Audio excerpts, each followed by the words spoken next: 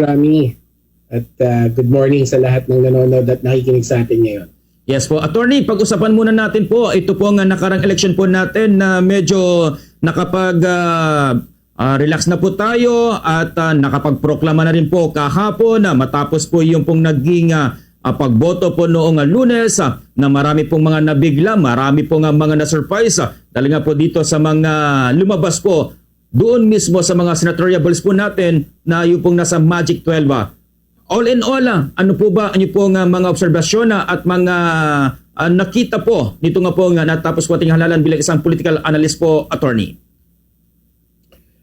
Alam mo, Frami, no, itong resulta na nakita natin, napakahirap magbigay ng isang parang sweeping explanation na kung ano nangyari. No? Pero ang pwede kong magawa o maitulong sa mga kababayan natin sa paraan ng isang analysis or diskurso ay makapag-point out ng mga specific outcomes na maaaring nagbibigay ng liwanag or linaw sa kung ano man ang iniisip ng mga botante natin or at least mga ilang sektor o segment ng mga botante natin. So, halimbawa,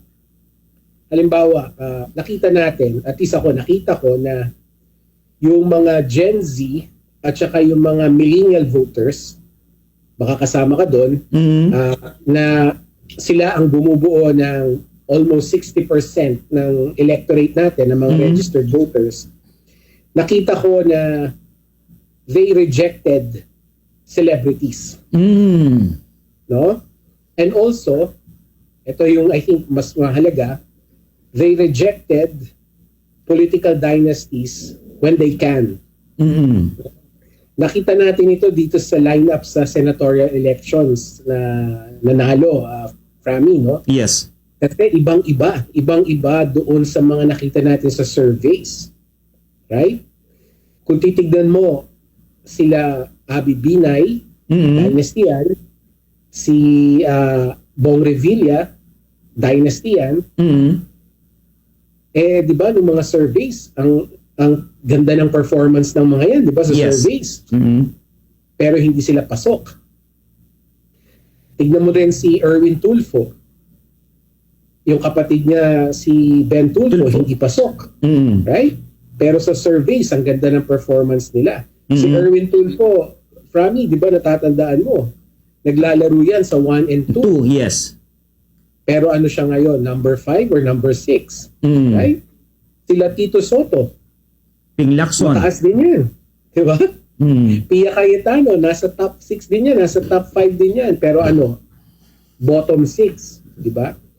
So, para sa akin, ang pagkabasa ko doon, meron yung mga botante natin, lalong-lalo na siguro yung mga kasama doon sa Gen Z at saka doon sa millennials, talagang hindi nila binoto yung mga dynastic candidates. Particularly sa Senate. And of course, full of surprise po, ito pong number 2 si former Senator Bam Aquino. Of course, pagpasok din po dito pong former Senator Kiko Pangilinan na wala po sa mga radar na sa Magic 12 nitong mga past mga survey po, attorney. That's correct, no? So sila naging beneficiary.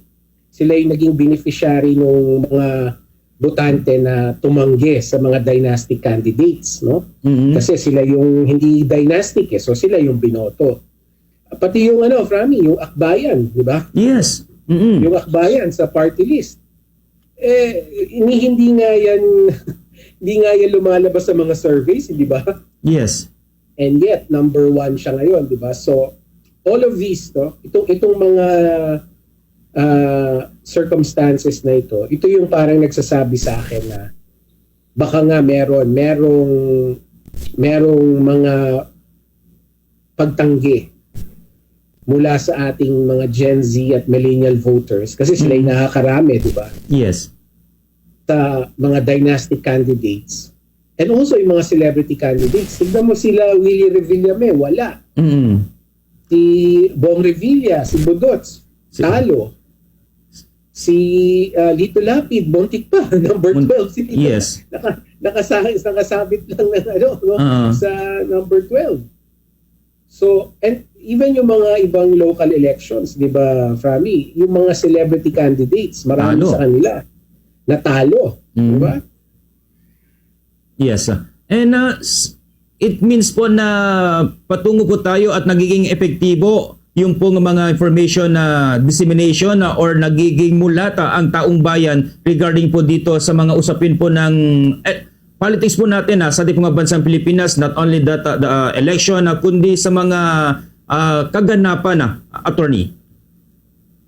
Well, preno muna tayo ng kaunti, Frami, no? Huwag tayong umusad agad let's not jump to early conclusions, no? Pero I think tama ka na naging epektibo yung efforts ninyo, no, ng journalists, ng media na talagang pag-usapan yung problema ng political dynasties. Kasi ako, natatandaan ko, ilang beses natin pinag-usapan yun, no, during the campaign. So, sa palagay ko, at hindi lang ikaw, no, maraming journalists, maraming media outlets like PCIJ, at kung ano-ano pa na talagang tinutukan yung problema natin sa political dynasties, particularly sa mga fat and obese dynasties. By the way, tinan mo nangyari kay Cynthia Villar. Yes, right? Talo. Kay Governor Garcia sa Cebu.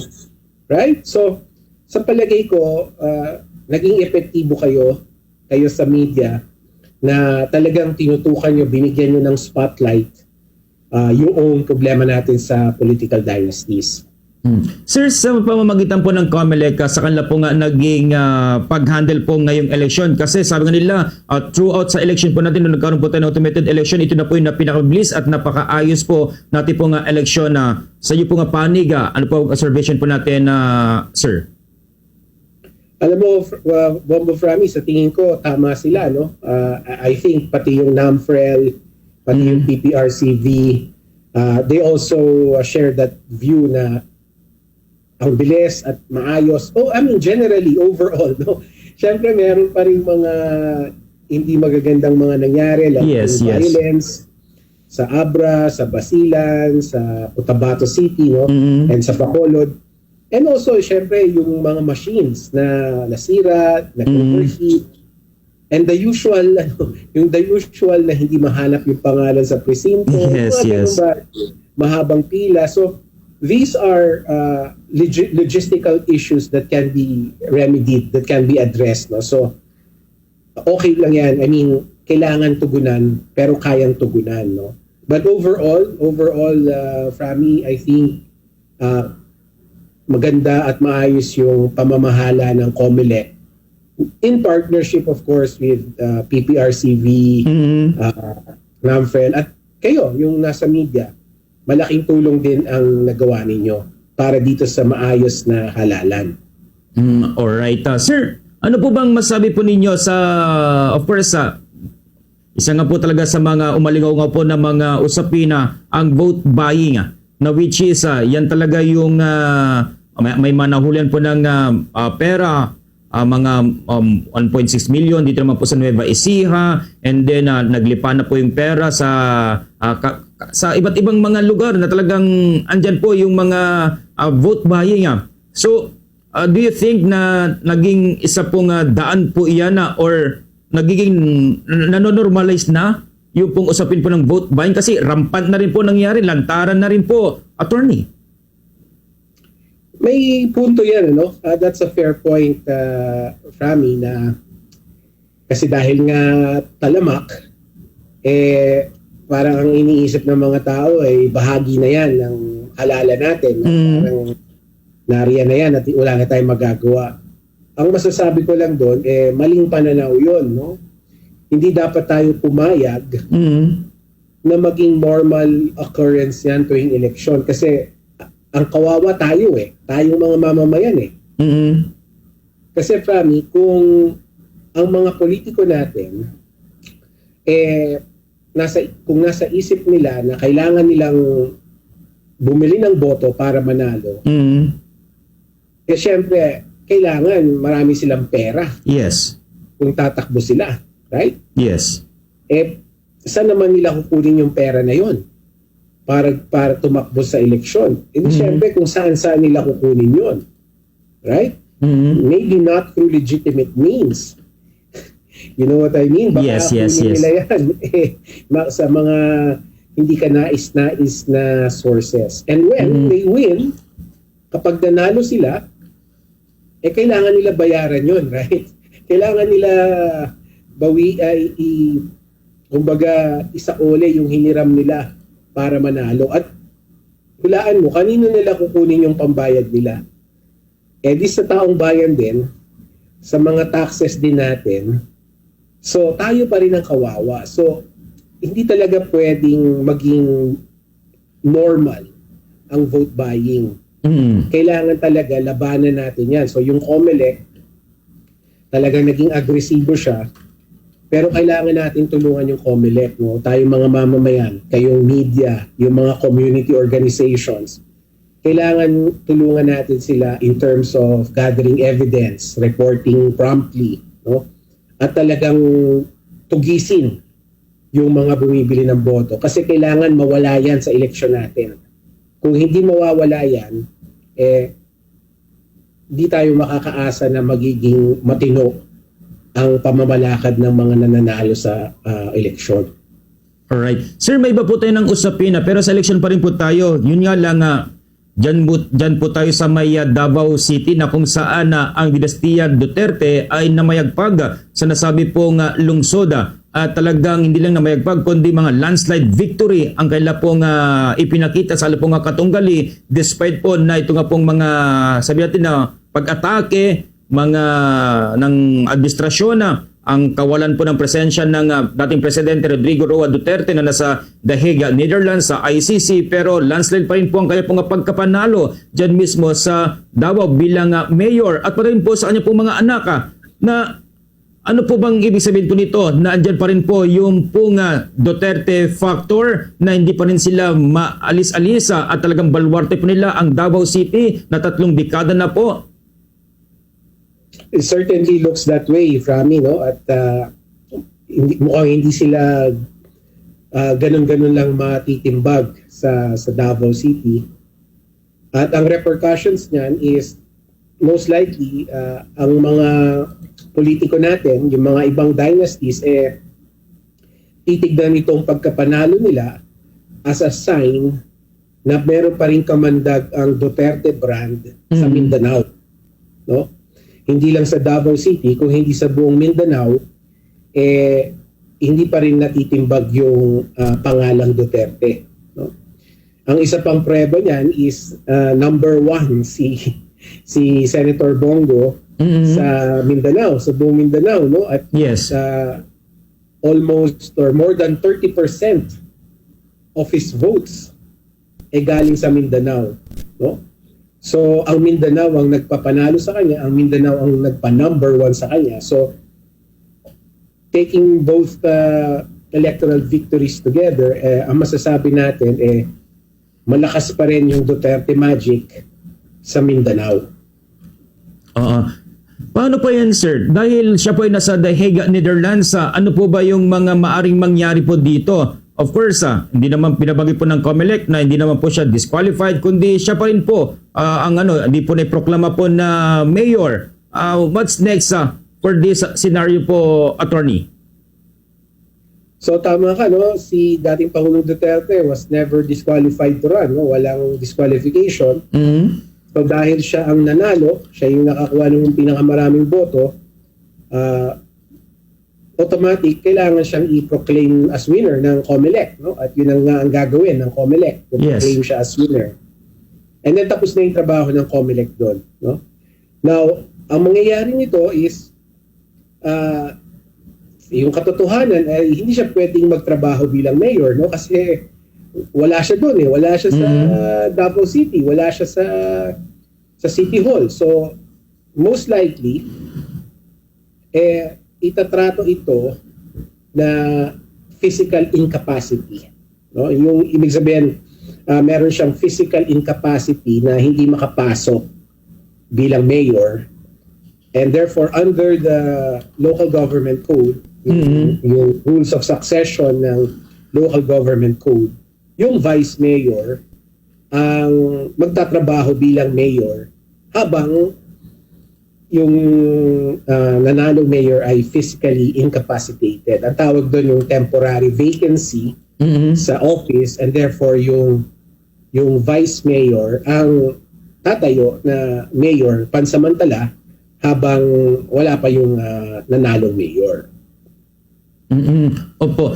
Sir, sa tingin po ninyo na binanggit nyo nga kanina andyan pa rin yung Duterte factor at pa rin po sa pangampanya dito nga po si Vice President Sara Duterte ay nagbigay daan po para makapasok ang ilan kagaya nga po nito nga po nga binabangkita itong si Camille Villar, Amy Marcos ay malaki po yung naging factor po nito.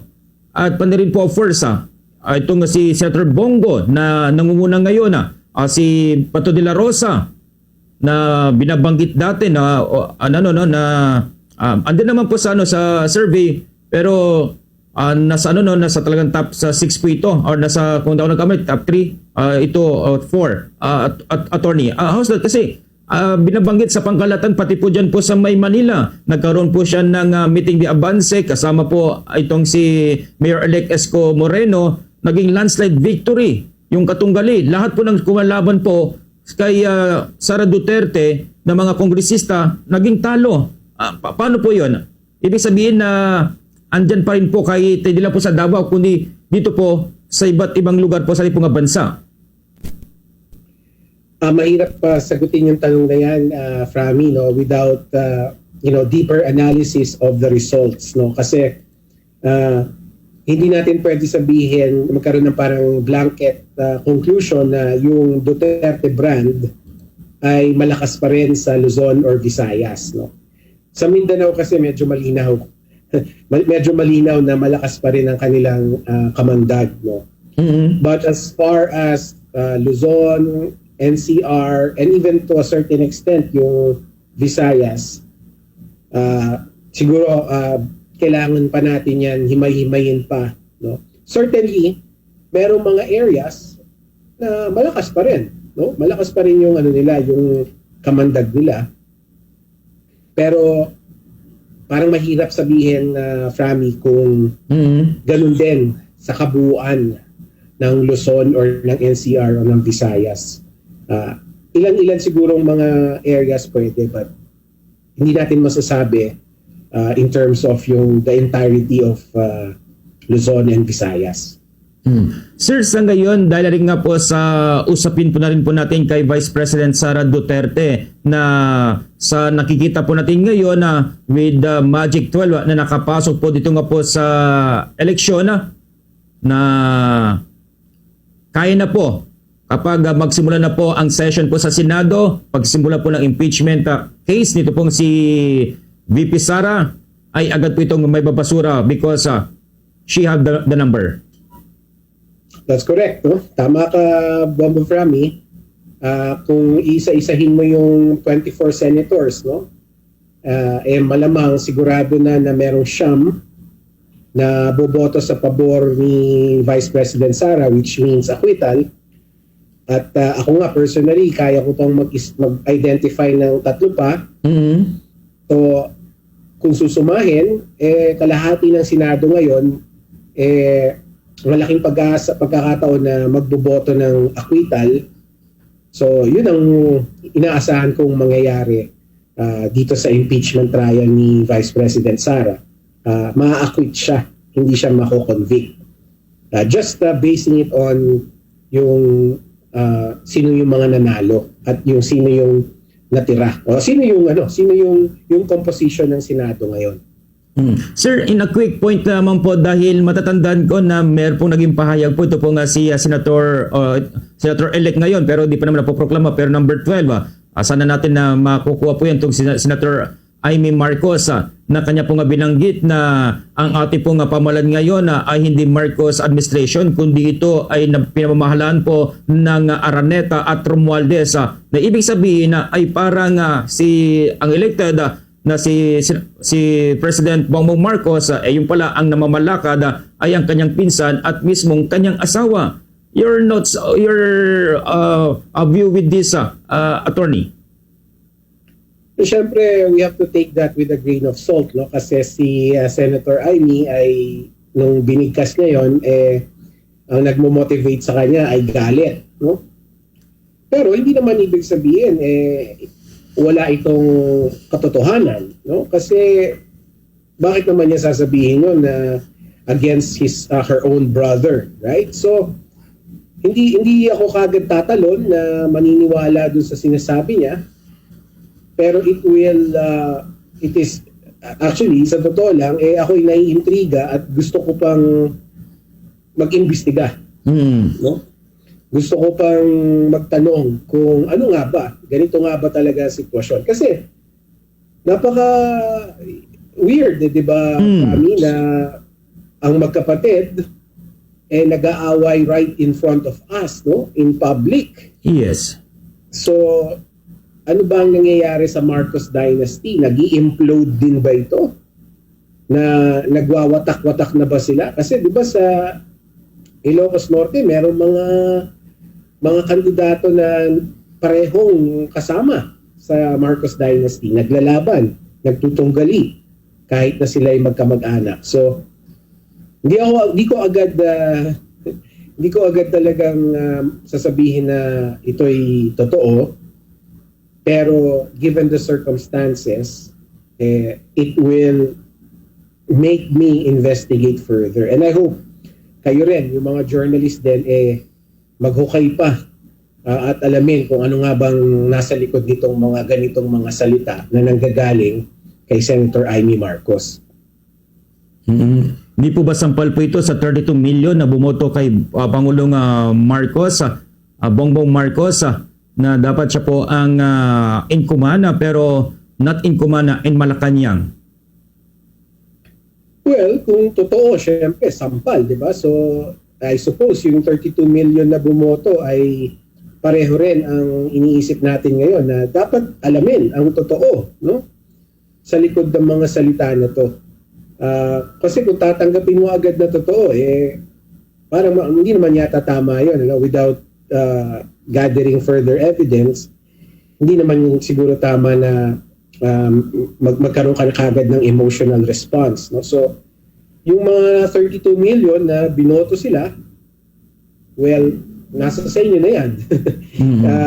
Alamin nyo yung totoo. Kasi kung totoo yan, sampal yan sa inyo. So, you have to find out ano nga ba yung nasa likod ng mga ganong klaseng mga paratang. Alright. And with that po, attorney, maraming salamat po sa inyo pong oras. Baka meron po kayong nais pong mensahe po sa ating pong mga kababayan. Ito, tapos na po ang ating pong alala na nagkaroon na po tayo ng hatol at nagkaroon po ng proklamasyon sa ating naman po mga probinsya, sa ating pong mga local candidates. Pero itong national candidates po natin ay ating pong binabantayan pa rin. Pero itong Magic 12, talagang ito na po yung mga papasok po dyan, attorney. Salamat, Frami, no, sa pagkakataon na to, tsaka sa pagkakataon na nakapag-usap tayo ng kampanya. Pero tapos na yung halalan, pero hindi pa tapos ang trabaho natin, no, bilang mga mamamayan. Nagsisimula pa lang ang trabaho natin na papapanagutin itong mga nanalo, no, kasi nakaluklok na sila sa pwesto, no. Hindi natin sila pwedeng pabayaan kasi baka kung ano ang gawin yan sa pwesto, no, magnakaw sa kaban ng bayan, hindi gawin ang trabaho nila. So, patuloy pa rin natin silang mamanmanan at susubaybayan at talagang tututukan na dapat gawin nila yung trabaho nila, gawin nila yung mga tungkulin nila kasi yan ang dahilan kung ba't sila nahalal.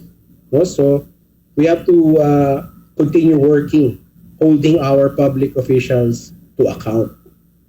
Alright, and with that, maraming salamat po sa inyo, Attorney Michael Henry Yusinko, ating pong political analyst. Mabuhay po kayo, sir, at isa pong mapagpalang umaga po. Maraming salamat din.